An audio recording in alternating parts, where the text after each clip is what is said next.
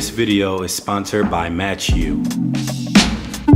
What is going on, everyone? Welcome to my channel. My name is Gyasi Linje, but everyone just calls me Gyasi.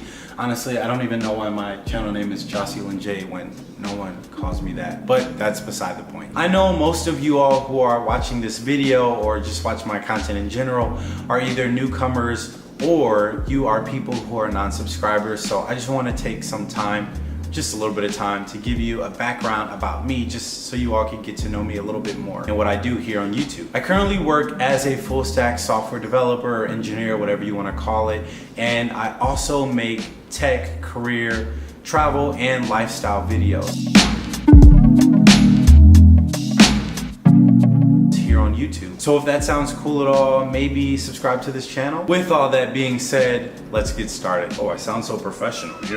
Let's get started. This video will be broken up into three main topics. I want to focus today on the networking aspect and how that will help you land your next job as a software developer or engineer. So, when I was a college student, I noticed a lot of my peers didn't take advantage of the networking opportunities that we had. To be honest, I wasn't complaining because that meant that there were more opportunities for me to get my name out there and for me to stand out amongst my peers. However, now that I'm not a student, I figured I could spill some of that tea or pass some information down to you. Even though CS and SWE, CS stands for computer science, SWE stands for software engineering, just in case you didn't know. They can be very introverted fields where you spend many hours in solitude. Well, at least for entry-level positions. But still, networking is very important and can open up opportunities that you didn't even know was possible.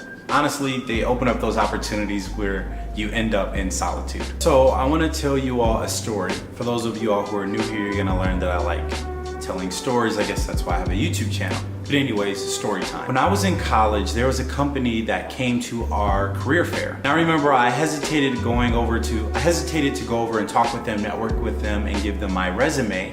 And the reason being is because I was underdressed. And you wanna make sure that you look the part. That's super important. As a matter of fact, I'm gonna get into that a little bit later. But I was wearing shorts and a t-shirt. And the reason being is because I really had no intentions of going to the career fair, and I was working down the hallway in the academic record department. Anyways, I decided to research the company because I never heard of them before. And I found out that they were actually based out of North Carolina and that they have been ranked as a top company to work for many years. As a matter of fact, a few years ago, they were ranked as the #1 company to work for. So I actually worked for a top company to work for as an intern, and I figured they'd be okay with me wearing a t-shirt and shorts because I really didn't have any intentions of going to the career fair until I found out that this amazing company was there with all these cool opportunities. So I went over and I talked with them, and they actually didn't care I was wearing a t-shirt and shorts. Not every company's gonna be like that.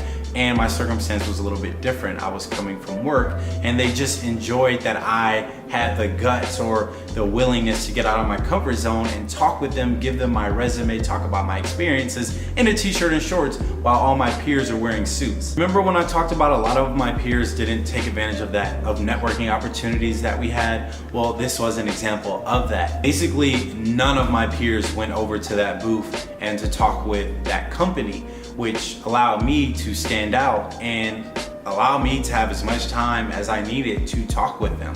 And another reason why no one was really at their booth was because they were a software company looking for potential software engineers and developers, and a lot of the students who were at the career fair were like mechanical engineers, industrial systems, chemical, electrical, and civil engineers, and that company was looking for people who had programming skill sets. So I did, which was a plus. And I'm really glad that I took the opportunity to talk with them because we had an amazing conversation, and that actually led to an internship offer. See, that experience taught me that, well, programming skills are very important. GitHub, all that stuff is very important. It's great. But networking is still very important, and it actually is a part that helps you get your foot into the door to show off your skill sets. I'll never forget, a recruiter told me that if you go over and talk with them at the career fair, you all have a good conversation. Obviously your experience is relevant.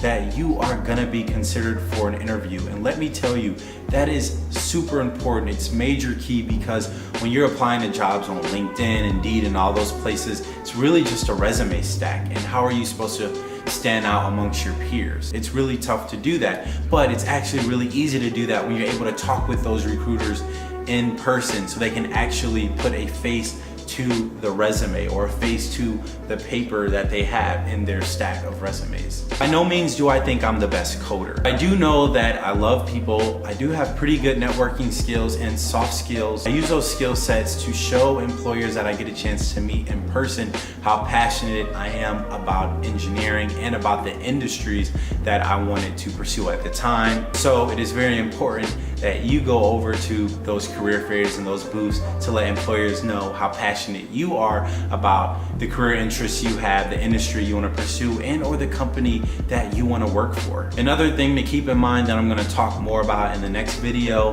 is to make sure that your resume is updated and that it is tailored towards the jobs that you are applying for. I know that sounds like a lot of work, but it's totally worth it. You don't want to have a resume tailored towards iOS software development when you want to go work on or you want to be a systems engineer at Tesla. You may still get a call back, a phone interview from that, but you want to make sure that your resume has those keywords so recruiters can find you on those sites like Indeed and LinkedIn. Having those keywords make it easier for recruiters to find you. If you want to be a software developer or engineer, make sure that you have keywords like algorithms, data structures, HTML, CSS, JavaScript, C++, Python, Java, Angular, React, problem solving, and more. Remember when I said I was underdressed at that career fair? Even though it did work out, I was still underdressed. Well, you don't have to worry about that ever again, which is why I'm so happy to be working with MatchU. Once again, special shout out to MatchU for sending me over 3 tailored button downs. This first shirt that you're gonna see me wearing is the Gyasi gray bamboo fiber button down, and let me tell you, this is by far the most comfortable dress shirt I've ever owned. Keep in mind, the outfits that you see are tailored towards the events that I'm attending.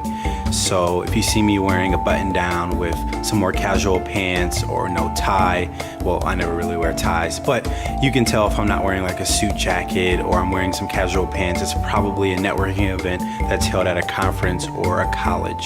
But if you see me wearing a blazer, I'm probably on my way to an interview or at the very least a career fair. I really like the pop of the pants because sometimes just wearing, gray shirt and black pants is really nice, sleek, minimal, whatever you want to call it, but sometimes I like to add a little pop or something that allow the recruiters to remember me, like, oh yeah, that dude wore those plaid pants and he really rocked them. Don't get me wrong, a black suit has always been my go-to, but every now and then I like to add a little swagger to my outfits. Okay, now that I showed you how I'd style my dress shirts and what I'd wear to a networking event or an interview, I'm gonna show you how to order the perfectly fitting, tailor-made button down from MatchU. So the first thing you're gonna wanna select is whether or not you have a Smart Measure account or a guest account, your size metric, so inches, pounds, kilograms, all that good stuff. So you want to put in your height, you're going to want to put in your weight, your age. You can put your ethnicity in if you want to. Also, you want to describe how your shoulders are built, what best describes your chest and your midsection. So there are some optional parameters that you can enter values in, but I didn't do anything for the collar size, the sleeve length, or the waist size. But also you can pick how slim you want your dress shirts to fit. I like the European style, like the modern cut. So typically that's like a slim fit, but you can pick your collar style. I don't remember what collars I picked. You can also pick your cuff style, your pocket style, your placket style as well. I didn't pick any pockets, or I didn't add any pockets to my dress shirts. I wish I would have, and if you are thinking about doing that, I would definitely add a pocket style to the gray dress shirt that we're looking at right now. I didn't add any monograms or any locations for any monograms. So yeah, that's all you have to do to order the perfectly fitting tailor-made suit from MatchU. Also, they have 24/7 customer service, and remember that it will take a couple weeks to get your shirt because it is hand cut, tailor-made to fit you.